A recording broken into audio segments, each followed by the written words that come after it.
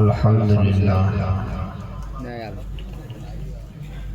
نحمده ونستعینه ونستغفره ونؤمن به ونتوکل علیہ ونعوذ باللہ من شرور انفسنا ومن سیئات اعمالنا من يهده الله فلا مضل له ومن يضلله فلا هادي له ونشهد أن لا إله إلا الله وحده لا شريك له ونشهد أن سيدنا وسندنا ونبينا وحبيبنا ومولانا محمدا عبده ورسوله صلى الله تعالى عليه وعلى آله وبارك وسلم تسليما كثيرا كثيرا أما بعد أعوذ بالله من الشيطان الرجيم بسم الله الرحمن الرحيم لقد كان لكم في رسول الله أسوة حسنة عن عبد الله بن سلام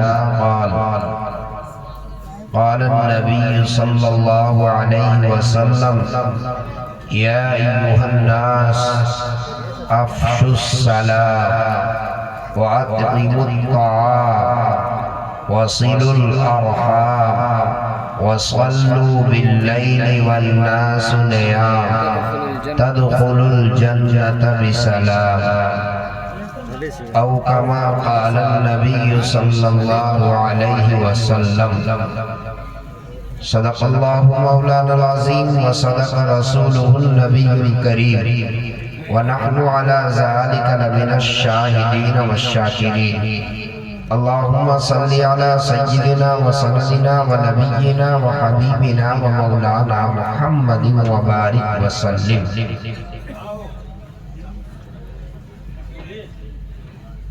انتہائی معزز اکابر علماء کرام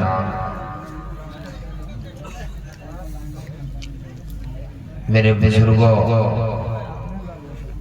نوجوان دوستوں، پردہ نشین میری ماؤں اور بہنوں، آج کا یہ عظیم الشان اجلاس جلسہ سیرت النبی صلی اللہ علیہ وسلم کے عنوان سے منعقد ہوا۔ اس تاریخ ساز اجلاس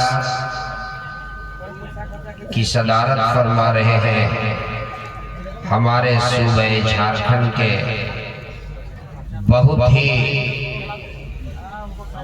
قابل ذی استعداد باکمال منفرد شخصیت حضرت الحاج مولانا مفتی عبدالحی صاحب مد ظلہ العالی، محتمیم مدرسہ جامع العلوم مہاراج گنج و صدر جمعیت علماء ضلع دھنباد۔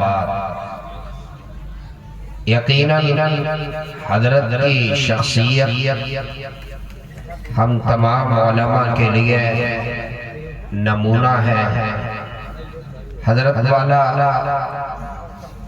عشاء کے بعد سے مسند صدارت پر جلوہ افروز ہو کر اور ابھی خطبہ صدارت بھی ارشاد فرمائے اور اسٹیج پہ اب تک جلوہ افروز ہیں۔ میں آپ سے گزارش کروں گا، وہ میرے نوجوان کا ایک بڑا طبقہ جو دائیں جانب کھڑے ہیں، میں ان سے بہت ادب سے گزارش کروں گا کہ آپ تھوڑی دیر کے لیے اگر مجمع کے اندر بیٹھ جائیں۔ آپ کے لیے منتظمین نے، منتظم اجلاس نے یہ دیکھیے شامیانے کا انتظام کیا ہے، چونکہ سردی ہے، ٹھنڈی ہے، اس کے لیے اوپر سے جو ہے پردے کا بھی انتظام کیا ہے تاکہ آپ سردی کے زد میں نہ آئیں۔ تو میں نوجوانوں سے کہوں گا اگر میری بات ان کو سمجھ میں آ رہی ہے تو تھوڑی دیر کے لیے آپ اندر آ کر بیٹھ جانے کی کوشش کریں۔ ابھی آپ کے سامنے آج کے اس اجلاس کے خطیب اول حضرت مولانا سہراب صاحب قاسمی، جنرل سیکریٹری جمعیت علماء ضلع دھنباد کا جامع خطاب ہوا، اور میرے بعد ہندوستان کے بہت مشہور خطیب حضرت علامہ مولانا کفیل اشرف صاحب ازہری لکھنوی کا خطاب بھی ہونا ہے۔ آپ حضرات ذرا دل جمی کا ثبوت پیش کریں اور تھوڑی دیر کے لیے آپ بہت ہی یکسوئی کے ساتھ میری گفتگو سماعت فرما لیں۔ میں آپ کا وقت زیادہ نہیں لوں گا، بہت اختصار سے میں آپ کو کچھ پیغام دے کر کے اور آپ سے رخصت ہو جاؤں گا۔ مجھے امید ہے کہ وہ نوجوان جو کھڑے تھے وہ اندر آ گئے، یا ابھی تک جو کھڑے ہیں وہ بھی اندر آ کر بیٹھ جائیں گے۔ مجھے امید ہے ایک بادشاہ کے دربار میں درباری نے ایک بیگن پیش کی۔ بیگن سمجھتے ہیں آپ لوگ؟ بیگن سبزی سمجھتے ہیں کہ نہیں سمجھتے؟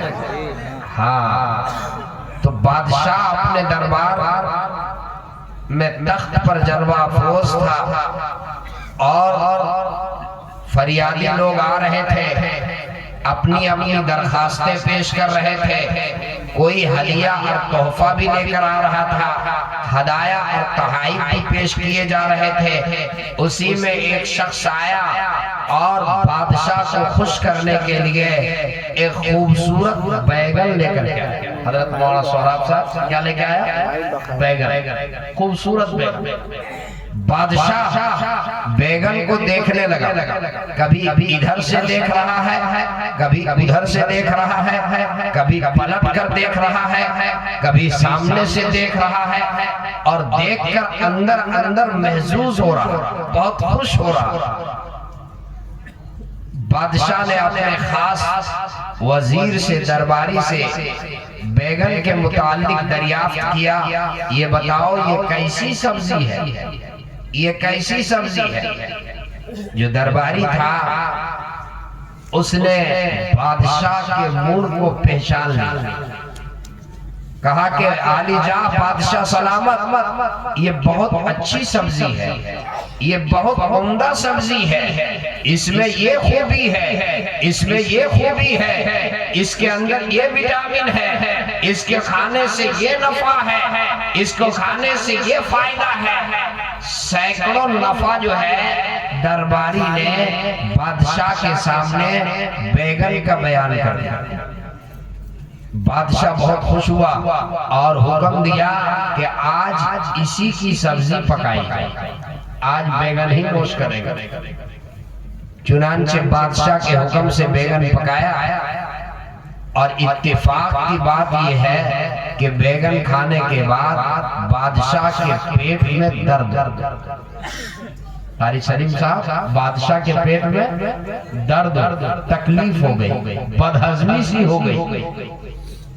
دوسرے دن جب بادشاہ اپنے دربار میں آیا تو بادشاہ نے کہا کہ ارے یہ بیگن یہ تو بہت نقصان دہ سبزی ہے، اس کے کھانے کے وجہ سے میرے پیٹ میں درد اور مجھے تکلیف محسوس ہوئی، بدہضمی کا احساس ہوا، یہ تو بہت خراب سبزی ہے۔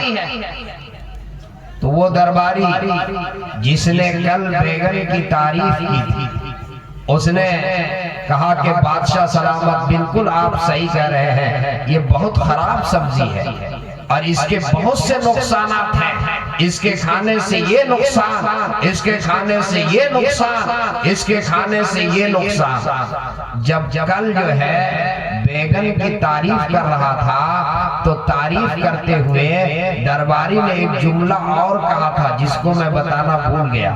تعریف کرتے ہوئے درباری نے یہ کہا تھا کہ بادشاہ سلامت، چونکہ یہ بیگن بہت اچھی سبزی ہے اور اس کے بہت سے فوائد ہیں، اسی وجہ سے اللہ نے اس کے سر کے اوپر ایک تاج سجا دیا، اللہ نے اس کے سر پہ ایک تاج رکھا۔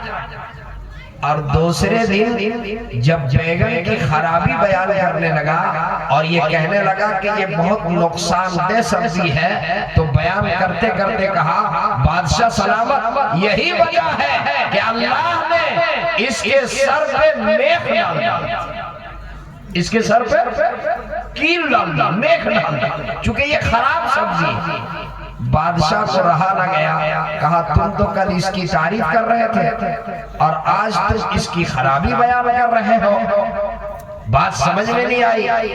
درباری نے برجستہ کہا بادشاہ سلامت میں آپ کا نوکر ہوں، بیگن کا نوکر نہیں ہوں۔ بادشاہ سلامت میں نوکر آپ کا، میں خادم آپ کا ہوں، آپ کے موڈ کے حساب سے بات کرتا ہوں۔ کل آپ کو دیکھا، بیگن کو دیکھ کر خوش تھے، آپ اس موڈ میں تھے، ہم نے بیگن کی تعریف کر دی، اور آج دیکھا کہ آپ بیگن کو دیکھ کر کے ناراض ہیں اور اس کی خرابی بیان کر رہے ہیں، تو ہم نے اس کا نقصان بیان کر دیا۔ ہم بیگن کے نوکر نہیں، ہم تو آپ کے نوکر ہیں، جو آپ چاہیں گے وہی بولیں گے۔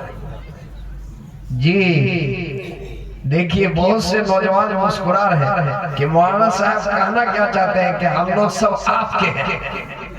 جی آپ کی مرضی کی بات ہوگی تو آپ اندر بیٹھیں گے اور مرضی کی بات نہیں ہوگی تو آپ باہر کھڑے رہیں گے۔ جی نہیں، مجھے امید ہے یہ دھنباد کی سرزمین ہے، اس علاقے میں کہیں بھی دینی پروگرام، دینی جلسہ ہوتا ہے تو مجمع ٹھاٹھے مارتا ہے، یہاں کے مسلمان علماء کی آواز پر لبیک کہتے ہوئے جمع ہو جاتے ہیں۔ مجھے بڑی خوشی ہے، میں آپ کو مبارکباد پیش کرتا ہوں کہ آپ دینی جلسے میں ایک علماء کرام کی دعوت پر آپ لبیک کہتے ہوئے آپ دینی حمیت کا سلوک پیش کرتے ہیں، یہ بڑی اچھی بات ہے، یہ بڑے جذبے کی بات ہے۔ مجھے امید ہے کہ یہ جذبہ آپ کا آخر تک برقرار رہے گا، اور کسی بھی دینی جلسے میں آپ جب شرکت کریں، دینی جلسے میں آپ تشریف لائیں تو آپ اس عزم کے ساتھ شرکت کریں، اس ارادے کے ساتھ شرکت کریں کہ جو باتیں یہاں سے کہی جائے گی، جو پیغام یہاں سے دیا جائے گا، اس کے اوپر عمل بھی کریں گے، عمل کریں گے انشاءاللہ۔ کتنے لوگ عمل کریں گے ذرا ہاتھ اٹھا کر بتائیے۔ ماشاءاللہ ماشاءاللہ، سب کے سب عمل کریں گے۔ اللہ آپ سب کے جذبے کو قبول فرمائے۔